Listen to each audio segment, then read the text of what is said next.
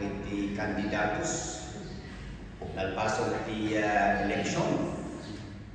Kadapat tinadamag yung agkampanya pailaan. Madang sabat ni early campaign iti 2000 or 2028.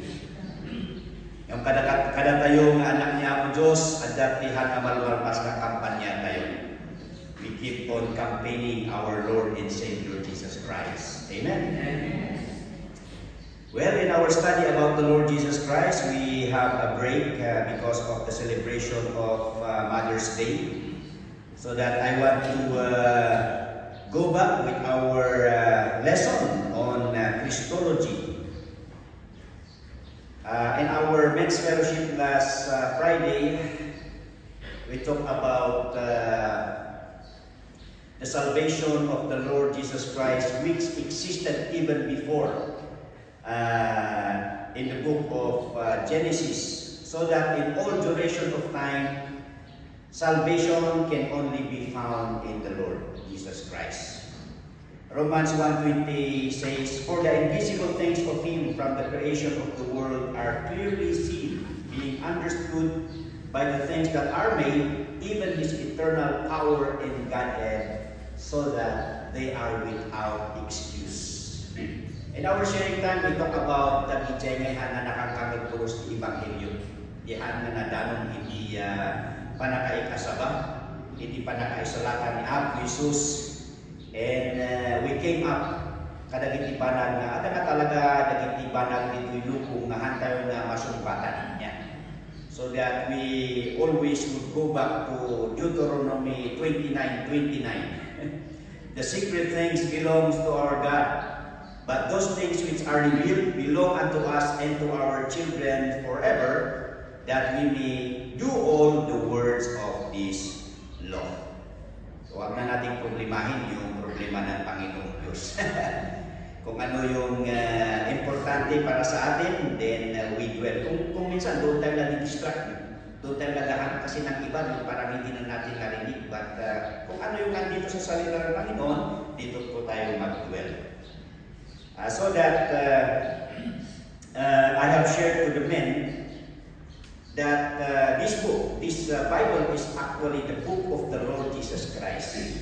Kung minsan kasi ang akala natin, yung sa New Testament lang na mention si Jesus Christ. But then actually, in all the 66 books of the Bible, Jesus Christ was mentioned.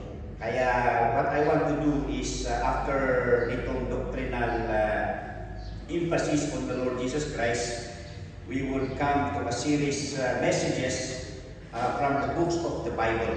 We will find out how the Lord was presented in all the books of the Bible. So that the Bible is His book. He is the Word in creation. He is the written Word. And He is the living Word. Yeah. So that we must love our Bible, because this is the book of our Lord Jesus Christ. Okay, so going back, our topic this morning is about the ascension and ministries of our Lord Jesus Christ. Flashback tayo doon sa ascension. Of course, we have learned the Lord Jesus Christ as being God. He is 100% God. The second person of the Trinity or the Godhead, who became a human being to become the atonement for our sins. So that we have learned about the deity of the Lord Jesus Christ. We have learned about His humanity. So 100% God and 100% man. And then during the celebration of Easter, we have learned about His death, burial, and resurrection. And we have also talked about His second coming. So that He is coming back for the church, and He will be coming back for Israel to establish His earthly kingdom called millennium.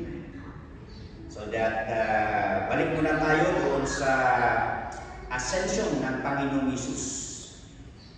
So the ascension of the Lord Jesus Christ is mentioned in Acts chapter 1 verse 3.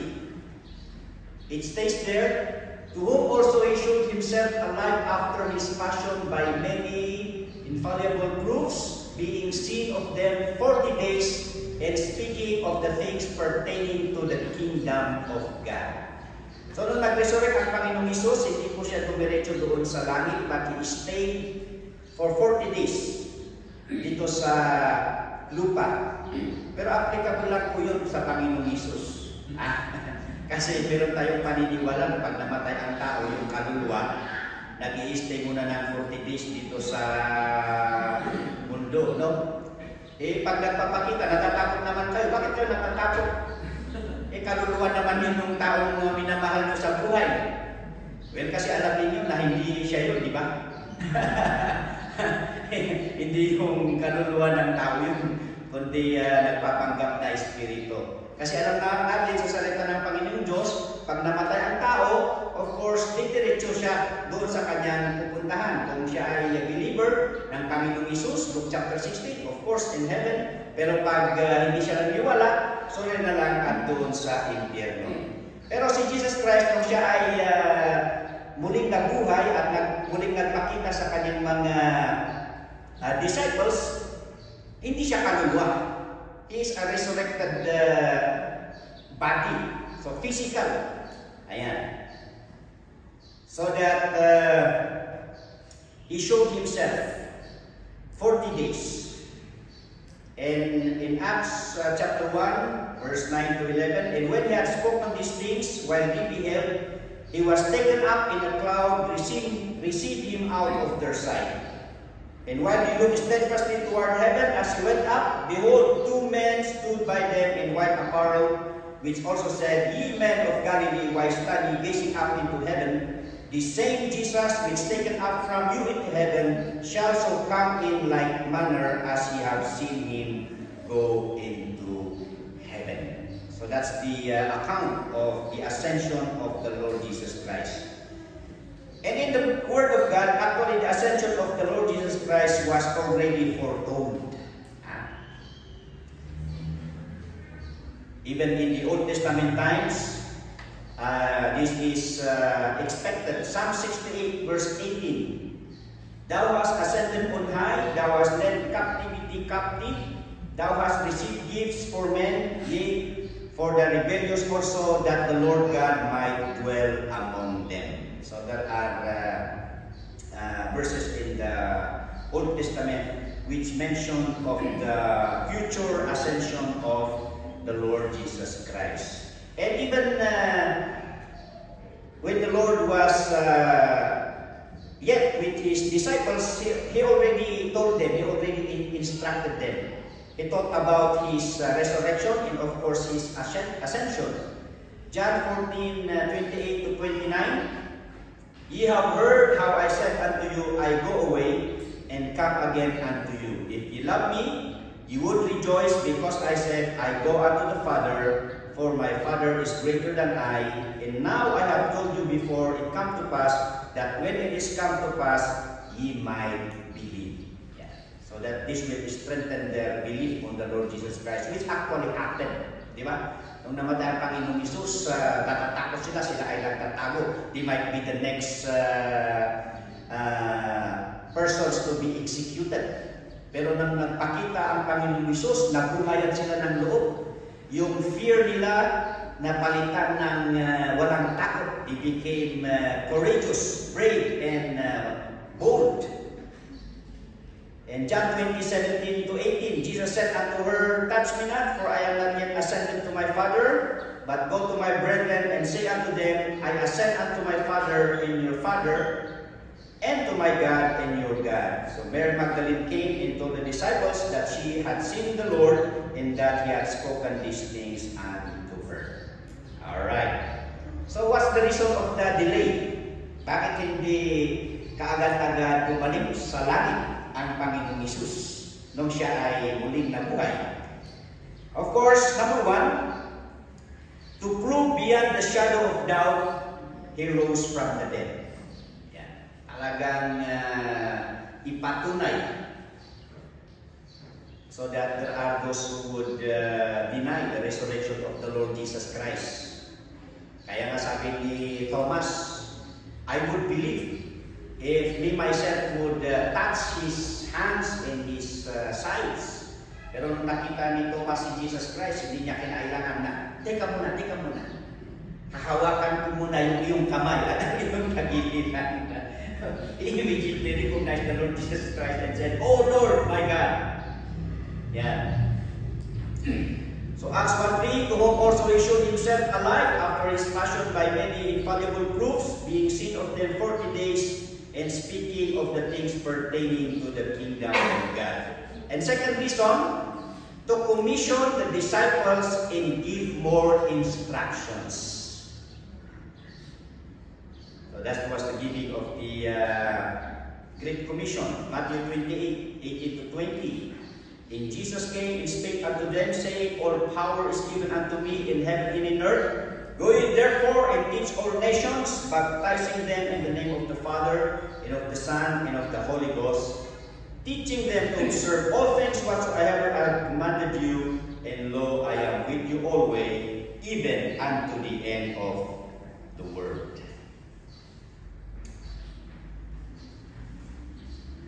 So how is the Lord Jesus Christ taken up? The manner of his ascension. In Acts chapter 1, of course, he gave his final instruction. And what is his final instruction to them? Verse 4-8, in being assembled together with them, commanded them that they should not depart from Jerusalem, but wait for the promise of the Father, which said he, Ye have heard of me, for John truly baptized with water, but ye shall be baptized with the Holy Ghost not many days hence. When they therefore were come together, they asked of him, saying, Lord, wilt thou at this time restore again the kingdom to Israel? And he said unto them, It is not for you to know the times or the seasons which the Father hath put in his own power, but ye shall receive power after that the Holy Ghost is come upon you, and ye shall be witnesses unto me both in Jerusalem and all Judea and in Samaria and unto the uttermost part of the earth. And then, of course, after the final instruction, he was carried up to heaven. Luke 24:51-52.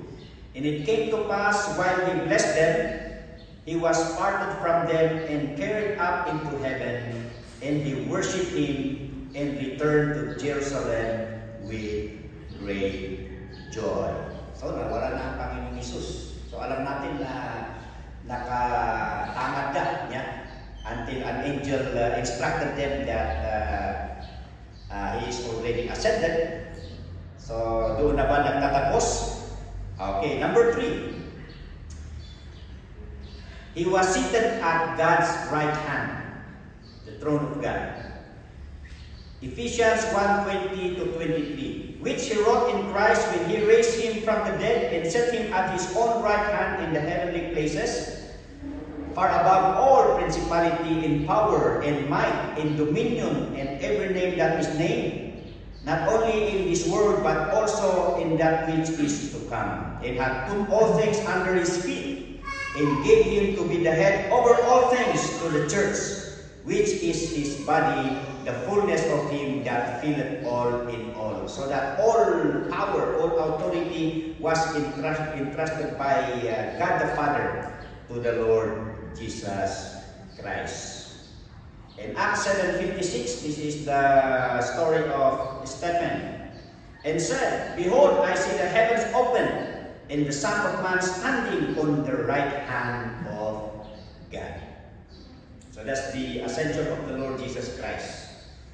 And what is the purpose of His ascension? Bakit kailangan ng Panginoong Isus na bumalik doon sa langit?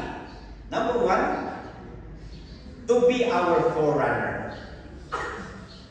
Siya ang manguna sa atin. Hebrews 6:19-20, which hope we have as an anchor of the soul, both sure and steadfast, in which entereth into that within the veil, Whither the forerunner is for us entered, even Jesus, made an high priest forever after the order of Melchizedek. Yeah. This is the idea of the first fruit in the Old Testament. In John 14:6, it says there, Jesus said unto him, I am the way, the truth, and the life. No man cometh unto the Father but by me. Of course, pag hindi babalik ang Panginoong Hesus doon sa langit, sino ang magpapapasok sa atin doon? Of course, we can only enter God's abode through the Lord Jesus Christ. And second, of course, this is His promise to prepare our heavenly dwelling or our abode. John 14:1-3. Let not your heart be troubled. Ye believe in God, believe also in me. In my Father's house are many mansions. If it were not so, I would have told you, I go to prepare a place for you. And if I go and prepare a place for you, I will come again and receive you unto myself, that where I am, there ye may be also. May tatlo. Well, to make intercessions for us. We will be learning about the Lord Jesus Christ as our high priest. So that the work of a priest is to pray for people. So that Jesus as our high priest in heaven is there to pray for us. Kaya do not be dismayed kung wala ng taong nagpe-pray sa'yo at ayaw nang mag-pray sa'yo. Meron bang gano'n? Hindi dapat sabi doon, let us pray for one another. Ayan. Pero pag ang feeling mo na walang nagpe-pray sa'yo, meron ang Panginoong Jesus. That is His ministry. Hebrews 7:25. Wherefore He is able also to save them to the uttermost that come unto God by Him, seeing He ever liveth to make intercession for them. Ayan. So faithful sa prayer meeting si Jesus, no? Okay. To send the promise of the Holy Spirit. John 16:7.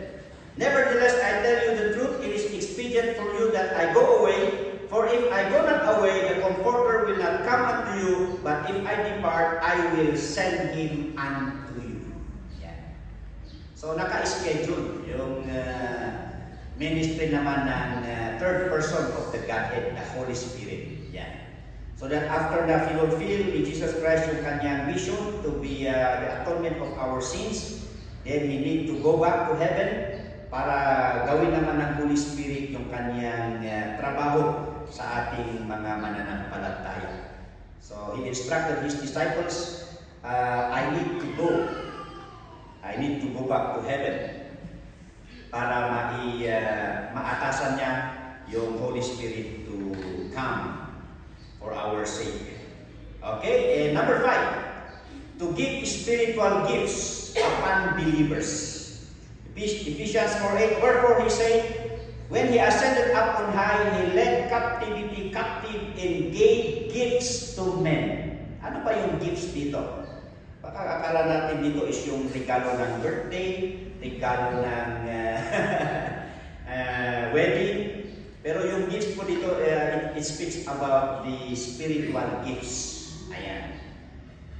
So that in Ephesians 4:11-13, what are these gifts? And He gave some apostles, some prophets, some evangelists, and some pastors and teachers for the perfecting of the saints, for the work of the ministry, for the edifying of the body of Christ. Till we all come in the unity of the faith and of the knowledge of the Son of God, unto a perfect man, unto the measure of the stature of the fullness of Christ. Yung spiritual gifts po, these are abilities na binigay ng Panginoong Diyos sa bawat isa noong sila ay nanampalataya sa Panginoong Hesus. Siguro mayroon kayong kanya-kanyang abilities.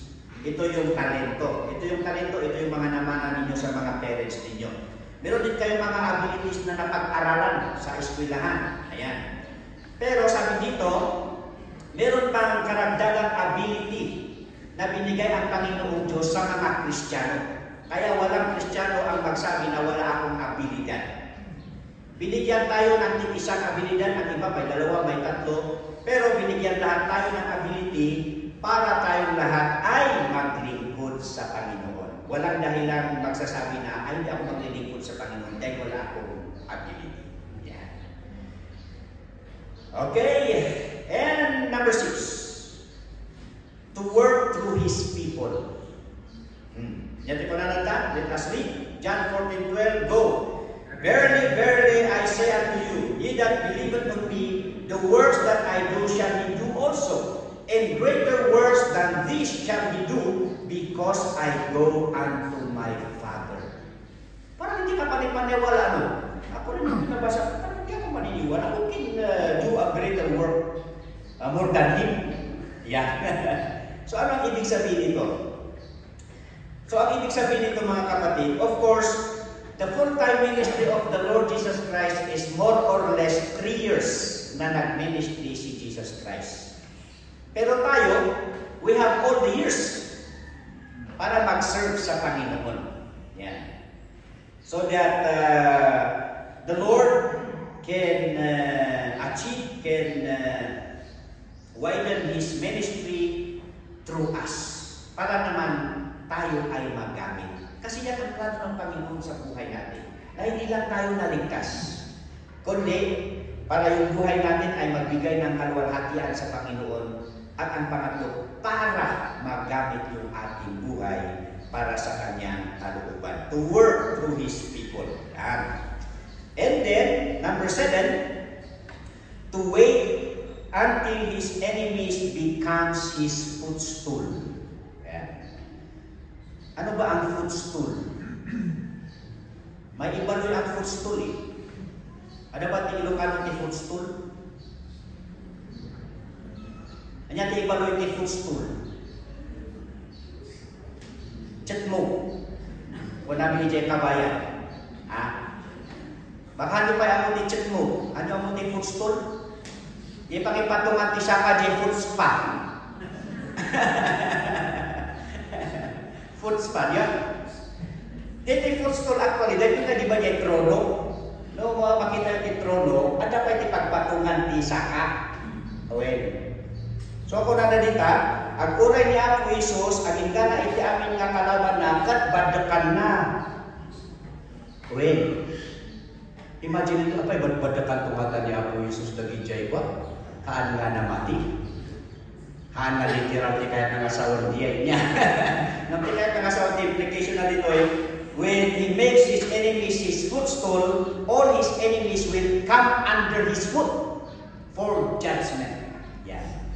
So maagura niya ako Isus, until that day will come, tapos ukuman na, dagiti amin, nga nanggura kanya na, ken haan na namati kanya na.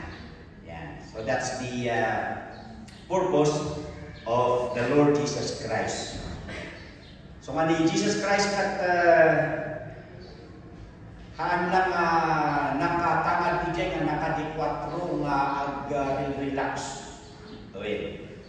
So that after His ascension, there are purposes, and actually the Lord is complying His ministries. Ano the ministries ni Apo Jesus tata ijay langit? Yan. And to understand that, we will learn about the offices of the Lord Jesus Christ. That's our second point. So what are the offices of the Lord Jesus Christ? Letter A, the office of a prophet. This is His past ministry. Natapos na ang kanyang ministry as a prophet. Ano ba ang prophet? A prophet is a person who represents God to man. So yung prophet is spokesperson ng Panginoong Diyos sa mga tao. And there are abilities of a prophet. Ano ba ang abilidad ng propeta? Letter A is insight. When we say insight, they knew the secrets of the past. Like Moses. How would Moses know what transpired in creation? But Moses wrote about it. Of course, this insight was given to him by God, so that as a prophet, Moses has this insight of man's creation, the fall of man, the universal flood, and others before he was born in Egypt. Second ability of a prophet is insight. When we say insight, he knew the problems and the needs of the present. So that the Old Testament prophets declared God's judgment against the wickedness of their time. Yeah. And foresight. When we say foresight, they knew the secrets of the future. So that Daniel writes about the coming tribulation, and Ezekiel wrote about the glorious millennium. And Jesus as a prophet, he was predicted by Moses. In Deuteronomy 18:17 to 19, and the Lord said unto me, they have well spoken that which they have spoken. I will raise them up a prophet from among their brethren like unto thee, and will put my words in his mouth, and he shall speak unto them all that I should command him. And it shall come to pass that whosoever will not hearken unto my words, which he shall speak in my name, I will require it of him. So this is the prophecy of the Lord Jesus Christ as a prophet. And we know that he began his ministry at the river Jordan up to Calvary. And during his earthly life, he was recognized as a prophet by the following. Number one, the Samaritan woman. Yeah. John 4:19, the Samaritan woman said, Sir, I perceive that thou art a prophet. And he was also recognized as a prophet by the people of Galilee. Luke 7:15 to 16. And he that was dead sat up and began to speak. And he delivered him to his mother, and there came a fear on all, and he glorified God, saying that a great prophet is risen up among us, and that God hath visited his people. Well, ada dia pun ada silent years, ya, after the Old Testament and the New Testament. Handa nga nakita iti panagtrabaho ni Apo Diyos. So ako na nga silent years. And here comes the Lord Jesus Christ. And because of the miracles that authenticates his mission, being sent from God, so that these miracles revive their hope that God has sent us a prophet. Kasi ang nangyari dito, when the Lord Jesus Christ was with his companions walking, ada tinasabat dangay na po, igam-igam dang natay na ubing. And of course, the mother is grieving. That boy might be the only son of this mother, so that the Lord Jesus Christ, as compassionate as he is, inisabatan na dahito, ikat, binangon na dahil siya natay na ubing. And this is the context here. That the boy sat up and began to speak, and the Lord Jesus gave this boy to the mother. So that of course, doon natin mapasama kang kasya at nyalata pinapasama kung tayo din dyan. Baka naglulumba tayo na agsisinabalik iturong tayo nagtaray niya. Ngayon nagito yun, so they are familiar with the miracles of the prophet, so that they were so joyful niya. They were so happy na maka-witness that another miracle that was done by the Lord Jesus Christ. So they recognized him as a prophet. Number 3, the people of Jerusalem. In Matthew 21:10 to 11, and he was come into Jerusalem, all the city was moved, saying, Who is this? And the multitude said, This is Jesus, the prophet of Nazareth of Galilee.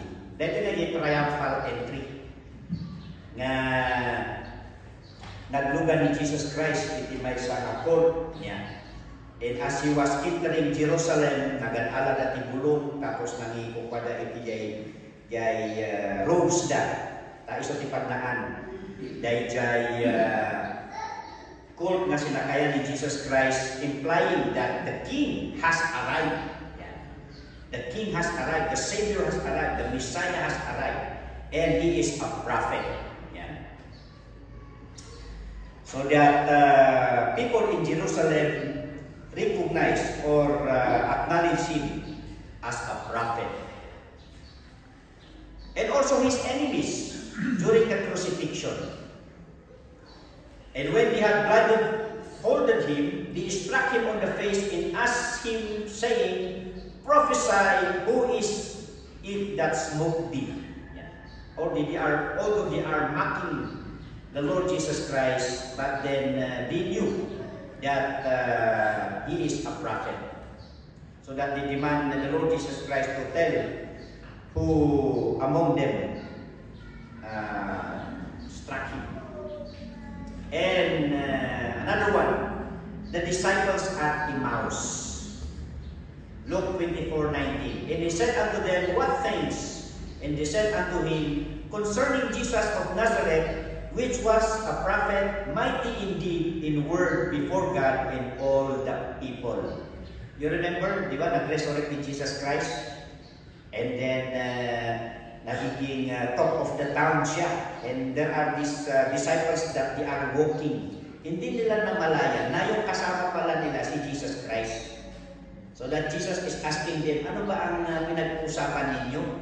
And these disciples answered and telling him that we are talking about the Lord Jesus of Nazareth, who was a prophet, mighty indeed and word before God. And at the end of the walking, then Jesus Christ revealed himself to them. So that is his past ministry. What we are waiting is his present ministry. Ano ba ang ginagawa ng Panginoon Jesus ngayon, mga kapatid? Well, the second office, the office of a priest. Yeah. If the prophet represents God before men, yung priest naman baliktad. Okay? So the priest represents man before God. Kaya, even in the Old Testament times, when we want to talk to God, hindi tayo pwedeng dumiretso. Yan. Kailangan natin ng intercessor. So that is a priest. But later we will find out the reason why we do not need a priest any longer. Alright? Pero noon yun, hindi tayo basta-basta makalapit sa Panginoon Diyos. We need a priest to represent us before God. So, number one, qualifications. Hebrews 5:1-4. For every high priest taken from among men is ordained for men in things pertaining to God, that he may offer both gifts and sacrifices for sins, who can have compassion on the ignorant and on them that are out of the way, for that he himself also is compassed with infirmity, and by reason hereof he ought, as for the people, so also for himself to offer for sins. And no man taketh this honor unto himself, but he that is called of God, as was Aaron.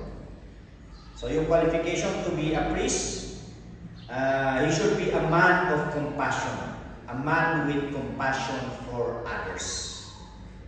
At pangalawa, chosen by God. Pinili ng Panginoong Diyos. And he must be consecrated to God. Leviticus 21:6-8, they shall be holy unto their God, and not profane the name of their God. For the offerings of the Lord made by fire and the bread of their God, they do offer. Therefore they shall be holy. They shall not take a wife that is a whore, or profane, neither shall they take a woman put away from her husband, for he is holy unto his God. Thou shalt sanctify him therefore, for he offereth the bread of thy God. He shall be holy unto thee, for I the Lord which sanctify you holy. So yun po ang qualifications ng mga priests. May compassion, must be chosen by God, and must have a consecrated life. Katatapos lang ng pagpili ng bagong pope. Naging candidate ba si Bishop Tagle? Di ba kung sabi nila doon? The next pope might be Filipino. Yan. Pero American pala, no? First time in history, may American pope. Baka sa susunod. Yan. But then of course, hindi na tayo naniniwala sa earthly priest because we now have a priest in heaven. This is the great high priest, none other but the Lord Jesus Christ. That is his present ministry. So the fulfillment of this qualification, how did Jesus fulfill this qualification being our high priest? Okay, sabi natin, letter A should be compassionate. And in Hebrews 2:9, it says there, he offered himself on Calvary because of his compassion to all of us.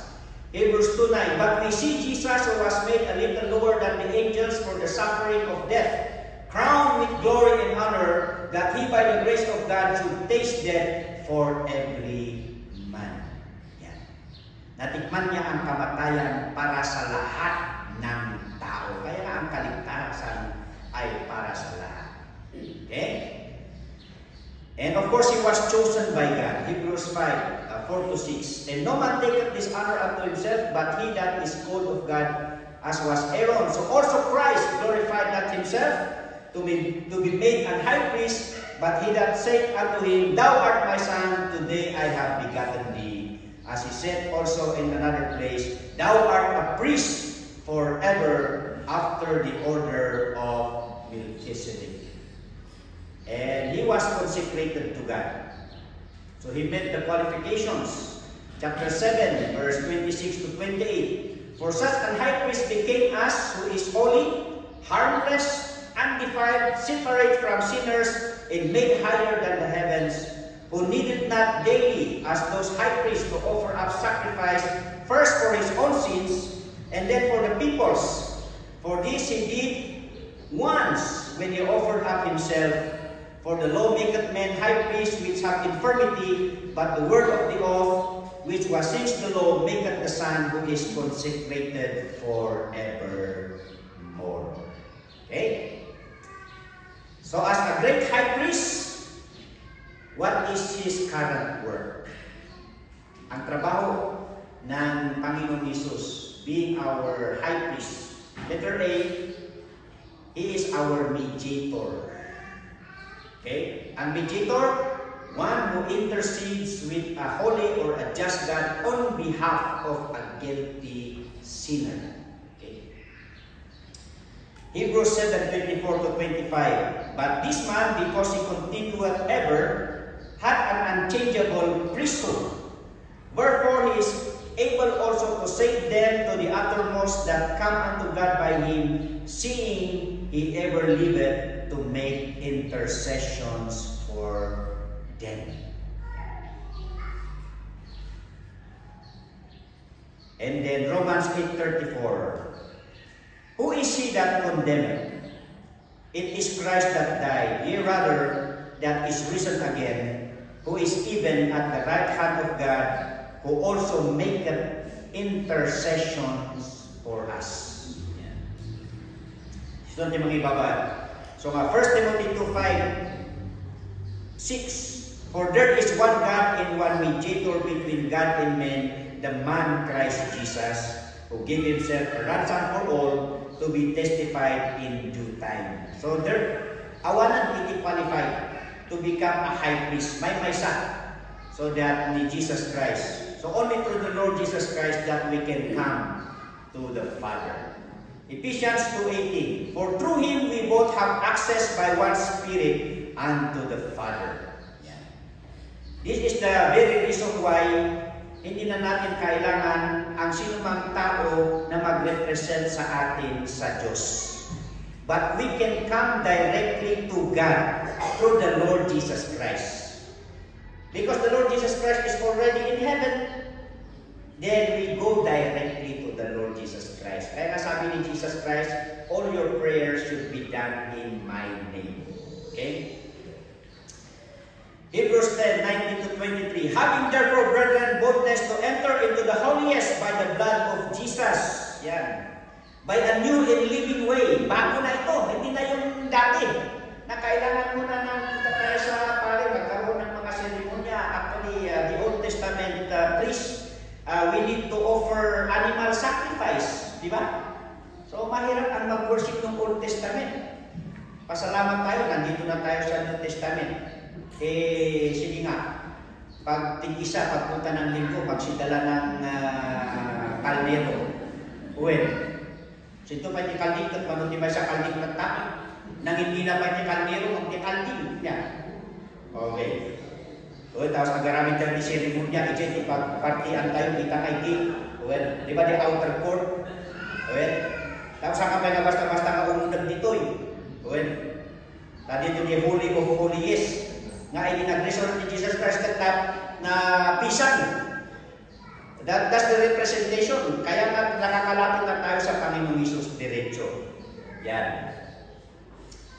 That is the new and living way, which He hath consecrated for us through the veil, that is to say, His flesh, and having an high priest over the house of God, let us draw near with a true heart in full assurance of faith. Antay magduwa-duwa. Taada ay hangmat matay nga paani tayo. Taada ay langit. Isukit paani tayo. Having our hearts sprinkled from an evil conscience and our bodies washed with pure water, let us hold fast the profession of our faith without wavering. Dahil tayo rason napay nga tayo magduwa-duwa. Di pa nakaisalakan tayo. Taada, iti si bibiyag nga magipapaan tayo.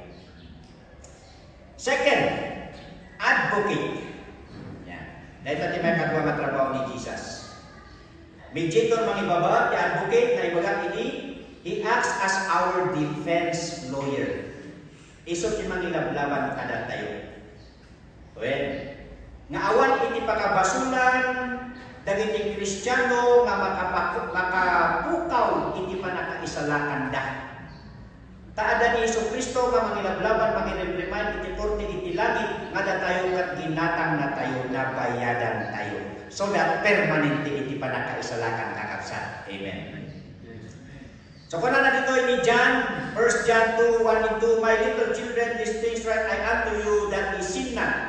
And if any man sin, ayan, pwede dyan at maawatan natin Christian life eh. Kung na Christians are forgiven, but they are not perfect. Yan.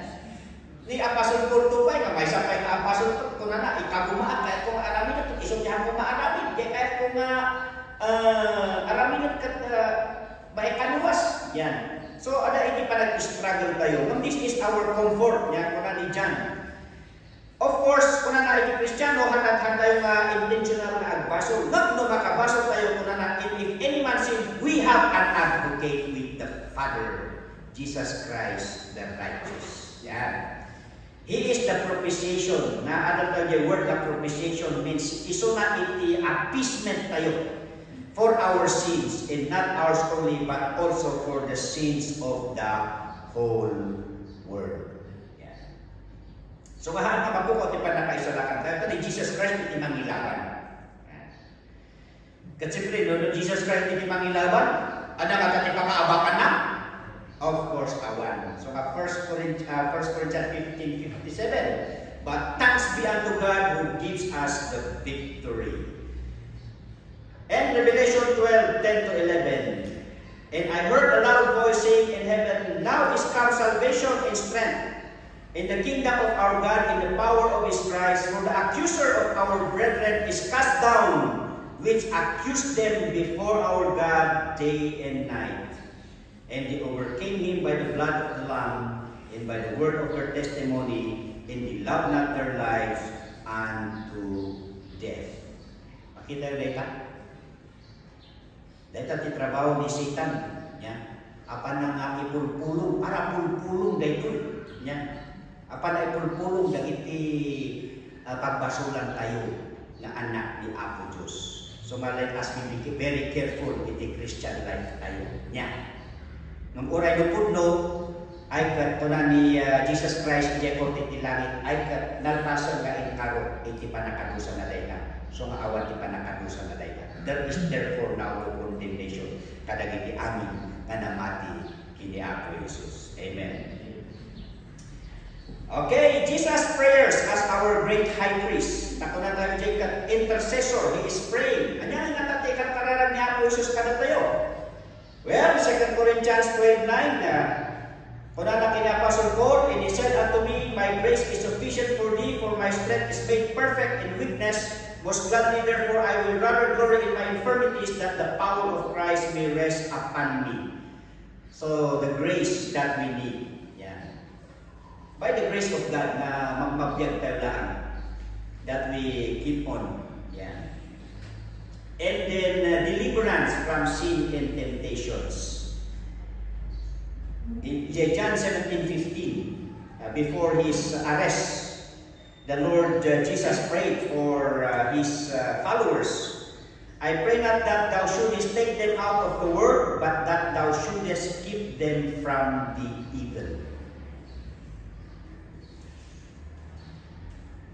And 1 John 1:9, forgiveness. If we confess our sins, He is faithful and just to forgive us our sins and to cleanse us from all unrighteousness. And then He also prays for us to be conformed to the image of the Lord Jesus Christ. Christ-likeness. Hindi kaya nakasaon din. Nga amin tayo mga Kristiyano katungtang di ugali tayo iti ugali ni Kristo Jesus. Hantay maapong ugali iti sigod nga kinatao tayo no di kate ugali ni Kristo Jesus. Okay? Romans 8:29, for whom He did foreknow, He also did predestinate to be conformed to the image of His Son, that He might be the firstborn among many brethren. And again, John 17:18-19. He prays for us, tatlohaan nga maigkatha nga maikat dayjay passion tayo, our love to share the gospel, to win souls, passion to witness and evangelize with the truth. That is the prayer now, verse 18, and thou hast sent me into the world, even so have I also sent them into the world. And for their sakes I sanctify myself, that they also might be sanctified through the truth. So that is the present ministry of the Lord Jesus Christ. He is our mediator and He is our advocate. And to complete His ministry, His future ministry, of course, He will be King. Ang kayo makauray na ari ni Apo Jesus, tapno mabindikit, dayjay pamati kinday jay panagserbi tayo kay Apo Jesus. So a king is a person who rule for God. So ako na iti Bible, let us pray for our government officials. Let us submit to them. We praise God for our Christian politicians. Upon seeing the score na lamang na talaga yung katunggalin nila is they already post a video na acknowledge, let us want, let us support, because this is the will of God. But literally, Christ will come as the ruler of the whole world. And as the king, He was to come from Judah's tribe. Nyati tribu yung kakabsa.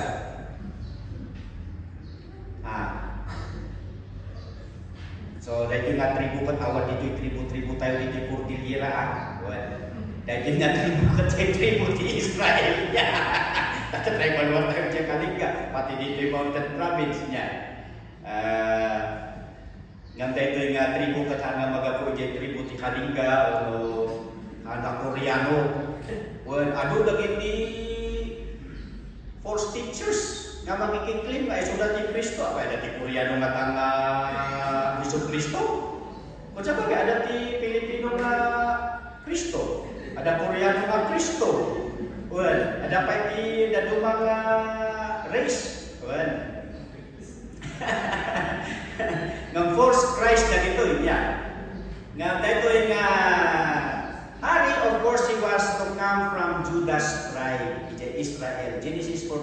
10. The scepter shall not depart from Judah, nor a lawgiver from between his feet until Shiloh come, and unto him shall the gathering of the people be. Revelation 5:5. And one of the elders said unto me, Weep not, behold, the Lion of the tribe of Judah, the Root of David, hath prevailed to open the book and to loose the 7 seals thereof. And he was to come from David's seed. Lineage. Psalms 89, 3 and 4. I-trace da dahil lineage ni Joseph. Kat matumbok da dahil lineage na kini David. So kung ada, di pa ni Mary na ingata. So that ijay genealogy, ijay Bible, kat matrace nga ni Joseph, kini David, kat they came from the descendants of David. Psalms 89:3-4. I have made a covenant with my chosen. I have sworn unto David my servant, thy seed will I establish forever, and build up thy throne to all generations. And this was the account. It is 2 Samuel 7:8-13. When God spoke to David himself. Now therefore, so shalt thou say unto I say, Prophet Nathan, si Prophet Nathan, sinabihan ng Diyos, to tell David that God will establish His kingdom forever through him. Thus saith the Lord of hosts, I took thee from the sheepcote, from following the sheep, to be ruler over my people, over Israel. And I was with thee wheresoever thou wentest, and have cut off all thine enemies out of thy sight, and have made thee a great name like unto the name of the great men that are in the earth. So we know very well that David was a shepherd boy, and then he has this insult when he heard Goliath defying the God of Israel, and volunteered himself to fight Goliath. Verse 10, Moreover, I will appoint a place for my people Israel, and will plant them, and they will dwell in a place of their own, and move no more. Neither shall the children of wickedness afflict them any more as before time. And as since the time that I commanded judges to be over my people Israel, di ba nung una wala silang king, walang ruler ang mga Israelites. Kaya ang ginamit ng Panginoong Diyos to lead the people of Israel ay judges. Hindi ito yung mga judges sa korte. Yan. Pero of course the king is God.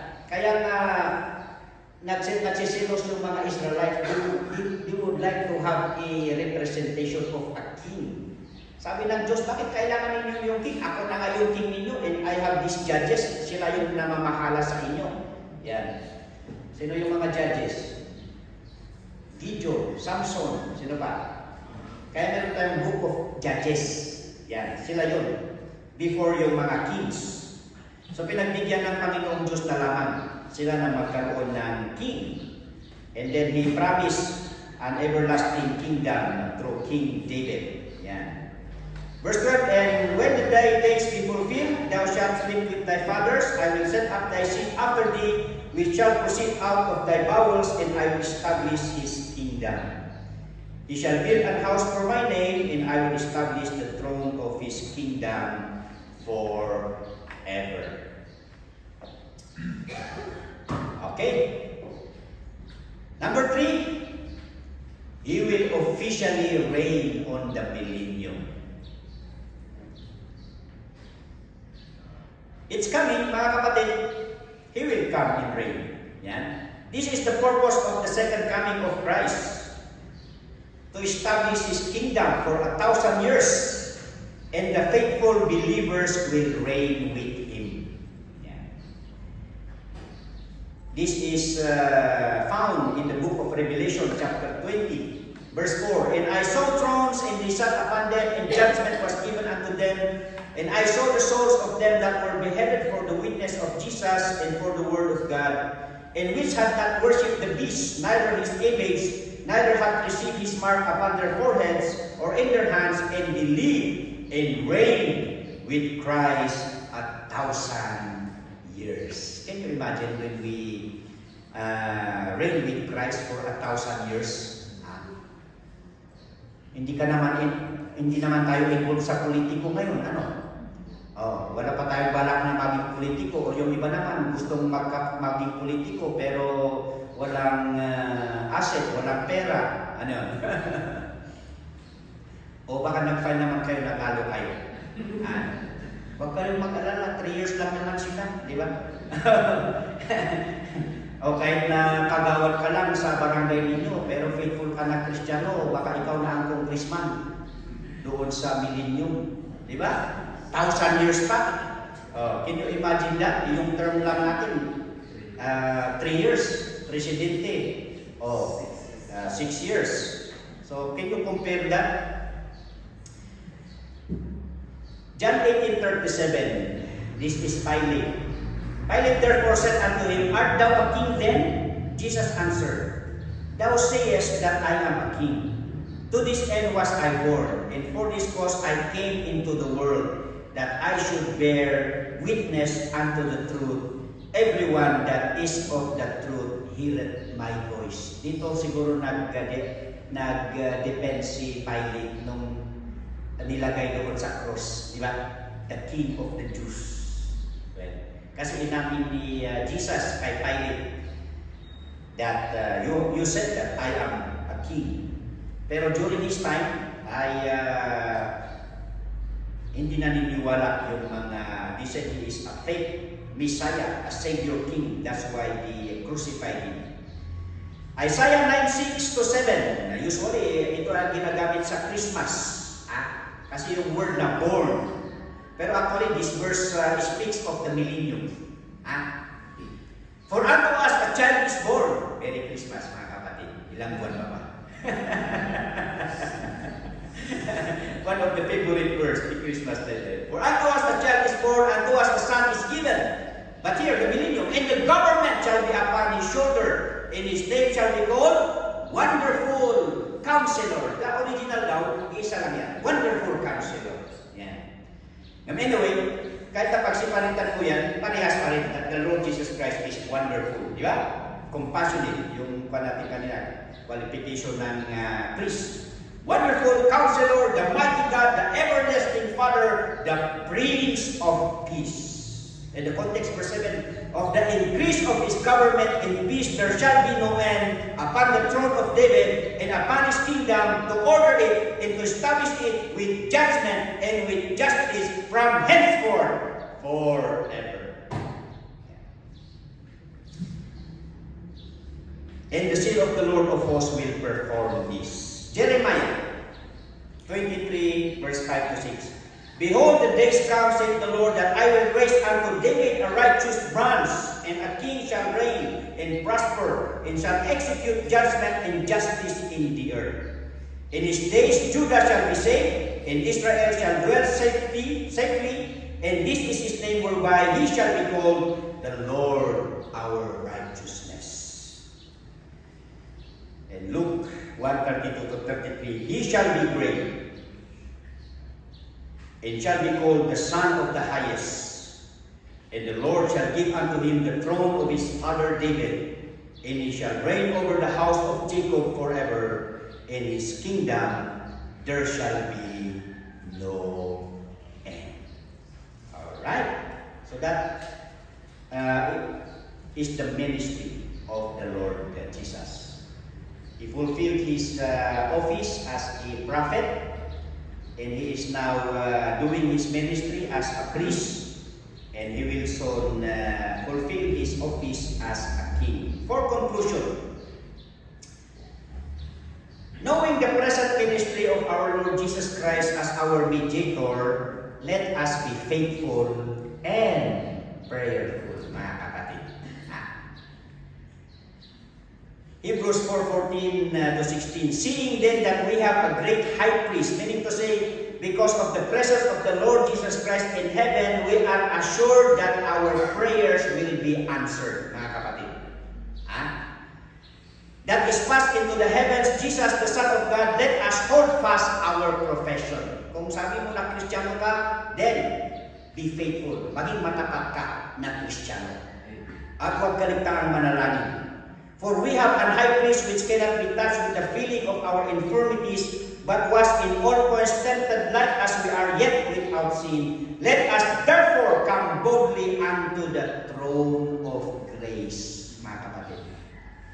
No, hindi ka tagrigat iti agkararan. Agasat na babalik, agyo kapay, labang kapay iti pati. Kat na mapakapay iti pati, kat masapong na makalang kapay iti animal, at therefore kapay iti animal sacrifice. Hasta karigat iti dumano, kini ako Diyos. Well, di ba doon yaman bunong? Apay naman, dapat na iguro.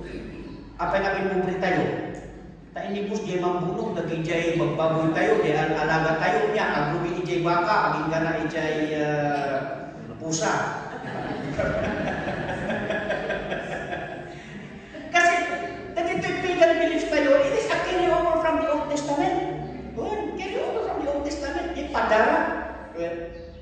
Ngam nalpasan di padara ni Kristo Jesus, ini nata ijay krus iti Kalbaryo. So hatayon na yung observe na kitang kung natin yung padara. Tapos di padara, iti Old Testament in the Bible, masakong nga po raw, kapag igurot ka ng isip. Baliktad. Yeah. Tapos clean animal, unclean animal. Well, ngam di carry over. Ngam di siya nga when we go to share the gospel, kadagiti kakadwa tayo maigurot, we explain to them. Nga, that is in the Bible. Ngam di siya nga na iya dayo na iti sa saon niya po Diyos, so the observance kat naging mali. Ayan. Mantatahan ito nga kasapunan dita. Because the Lord Jesus Christ is already in heaven, na i-openan iti langit ang mga kasapunan iti sino man na mag-represent kada tayo. So madiretso tayo nga agkaralan ijay nga. Sinulukat iti opisina iti langit. Well, iti kampanya ko nada tilugan ti politiko nakaluka. Tapos kita ijay unag nakamersi. Well, tatangata kanalpas. Nga na-i-deklarada. Pakasalan na bitaw-tawa na. Tainted pa. Di opisina na kata, kumusta kata. Well, open lang ta di opisina na. But when we come to the office of the Lord Jesus Christ as our great high priest, haantay mga pahay. Silulukat. So na, let us come boldly unto the throne of grace. Haantay mga mabutan, haantay mga agbain. Yeah. Because the Lord Jesus Christ is so accommodating. Yeah. He is compassionate, first of all, iti na-adal tayo. Then 19-23, having therefore great boldness to enter into the holiest by the blood of Jesus, by a new and living way, which He had consecrated for us, we come, and then verse 23, let us hold fast the profession of our faith without wavering. Number 2, knowing the present ministry of our Lord Jesus Christ as our advocate or defense lawyer, let us be confident with our salvation and cautious with our Christian lives. Di ba pala tayo defense lawyer? So nga, awan irumbang nga agwa-dwa kan winawat niya ako Jesus kas manubutin mga isalakan mo. Of course, dayta ti sao niya ako Jesus kat agbay sa dayta. Yan. Ilaban pa niya ako Jesus dayta. Taplohaan ka nga madanagan, lumapukaw ti panakaisalakan. Ayan. So let us be confident. Ano nga iba yung nga Kristiyano kayo? Well, i-advertise yung kiki nga si kayo kat Kristiyano. Yan. So, agsikat pa ng dama sa Facebook, no? I-advertise yung mga Kristiyano kayo. Minsan di Kristiyano, mabain na nga i-advertise ni Bagida nga Kristiyano, ada pa ilang nagijay ugali da, kuno aramida nga may paniwas iti sao niya ako Diyos niya. So we are sure, we have this assurance of salvation. 1 Corinthians 6:20, for ye are bought with a price. Nabayadan tayo. Yan. So kung nagamutan, nabayadan tayo, nagkakang tayo kini Kristo Jesus, therefore glorify God in your body and in your spirit, which are God's. Kukuha na tayo niya ako Diyos. And first of all, namin duwa tayo nga binagi niya ako Diyos. Di na istorya kinig. Nga, pinansuan na tayo, nga pinalada tayo ni Satan, nga ginatangga tayo ni Apo Jesus. So nga iti panagbiag tayo ita para kini Apo Jesus. Amen. Revelation 12:10. Di na mention tayo katay. Nya? nga dito yan isip-siputan ni Satan, hindi pa nagbiag ni Kristiyano. Tapno ada ti maipulong na ijay langit. So nga let us be very careful na mga Kristiyano, ya, be cautious hindi pa nagbiag tayo. Tapno awan, iti makita ti kabuso nga apan na ay pulpulong ijay langit. Ha? Romans 6:15-16. What then shall we see? Because we are not under the law, but under grace? God forbid. Know ye not that to whom ye yield yourselves servants to obey, his servants ye are to whom ye obey, whether, be careful of this, whether of sin unto death, or of obedience unto righteousness. Tanuhan mo nga sinsimpaan, iti panagbiag mo nga Kristiyano, amaman taday, tati ipatay mo. Kuna na niya. 1 John 5:16. If any man see his brother sin a sin which is not unto death, he shall ask, and he shall give him life for them that sin not unto death. There is a sin unto death, I do not say that he shall pray for it. Well, and then ito sin not unto death. Dagito dagijay tolerable. Nga aramid pagkamalian ni Kristiyano. Nang adamat dagijay aramid ni Kristiyano nga na maibabain. Itinagan ni Apo Isus, kunalangan ni Apo Isus, alaak-laanan, adibalita na isalakan niya. That is the assurance. Nga ora iti backslider numatay, langit ipapanan na. Ano namati? Well, namin sa ulit yung backslider, kakaan na mabagaan, kaya maibabain, itinagan ni Apo Isus, may mayatlangan na iyawin ni Apo Isus, ijay langitan. Kaysa padadadaan itinagan ni Apo Isus. Yan. So ako na dita. 1 Corinthians 5:4-5. Dito yung kaso, iti may isang Kristiyano. Ijay Corinth. Di pinakamanagbaso nga Kristiyano sa New Testament, taga Corinto. Naklasi-klasi iti baso na. Managbaso nga Kristiyano dagita. Well, so ano managbaso nga Kristiyano dagita taga Corinth? Papananda natin ng matay na. Langit o impyerno? Of course, langit niya. Nga madati nakaro dito nga maysa nga nakaro jay baso na at baso na kinasawa na ni stepmother na, which is tabu. So ako na niya pasupot kat abi na itong tuloy nito dahil ka napasamak maibabain na unay itinagan ni Apo. So ako na ito'y doon ay tao kung apan yung pagbagaan kakhaan na agrepen, napan maysa, napan induan, napan iti the whole church kakhaan na iso na agsabi. Then kunani Apostle Paul, bye-bye yun. Ikarara doon kini Satanas, takuran mo dadaalan na, matay iso na, ngam niya pararuana, kat maisalba, na isalakan lang ta. Nya? So kunanarita, in the name of our Lord Jesus Christ, when we are gathered together in my spirit with the power of our Lord Jesus Christ to deliver such an one unto Satan for the destruction of the flesh, that the spirit may be saved in the day of the Lord Jesus. Fortunately, dahil yung Kristiyano, kat nagbabawi. So, ang hanga na tuloy. Well, so, in 2 Corinthians, it was implied nga dahil nga kinuritanda nga Kristiyano, kat nagpakumbaba, kat nagbabawi. Yeah? So nga, ang napasabak kanya na din, sin unto death. Yeah. So, kakapsat, as the Lord Jesus Christ, our advocate, assures our salvation, but we should also be accountable, being cautious of our Christian life. 1 Corinthians 7:23-24. Ye are bought with a price, be not ye the servants of men. Brethren, let every man wherein he is called therein abide with God. Apa yung agpaspasol ti Kristiyano? No maminsan kami katjay relationship di barkada niya. No dagiti teenagers kat we call it peer pressure. Well, nung kuna na dito, yung kuna niya Apostle Paul, ano nga itulong iti sino man nga tao nga mang-influensya kada kayo nga agbasbasol? Dapat iti manidikta iti panagbiag yuha nga dagiti barkada yung ngam ni Apo Jesus nga naayaw kada kayo. So nga ni Daniel, di ba? Daniel 1:8. But Daniel purposed in his heart that he would not defile himself with a portion of the king's meat. Ang asa? Karnipay, pulutan pa iti ari, di ba isa sa kanya na? Nga po na talagang intentional, iti puso na, nahanang rugitan, iti bagita. Kada ito nga, king's meat nor with the wine which he drank, therefore he requested of the prince of the eunuchs that he might not defile himself. Yeah. So as being cautious, no ada naging jay friends yo nga isuda iti kapwanan no apay nga mapapaay iti Christian life yo. Una na dito, ye are bought with a price and be not ye the servants of men.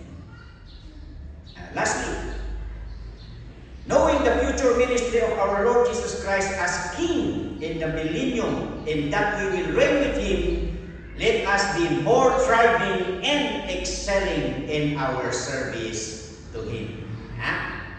1 Corinthians 15:58. Therefore, my beloved brethren, be steadfast, unmovable, always abounding in the work of the Lord, for as much as you know that your labor is not in vain in the Lord. 2 Timothy 2:11-12. It is a faithful saying, if we be dead with Him, we shall also live with Him. If we suffer, we shall also reign with Him. If we deny Him, He also will deny us. So, ngantang ibabain kakapsat, hindi pa nagserbi iti Apo. Ang mga ibabain na tayo, iti pagarian ng tumad. Yan. So that praise be to God, our Lord Jesus Christ, who is our great high priest, as mediator, as an advocate, and soon to be the King of all the world. Let's pray. O Apo Diyos, nag-imas, nagpintas, nga adalan sa ka. Buwan ako, ikanda kami tayo iraksak, the passion, because the more nga mamumusika at the more nga maragsakan, maniliwa kami, mapapigsa kami, mapapinat kami, so that these truths talaga namang pabaklat iti panagtalag kina Kristyanuan nga panagbiag ni, so that we are so much thankful of your word in Jesus' name. Amen.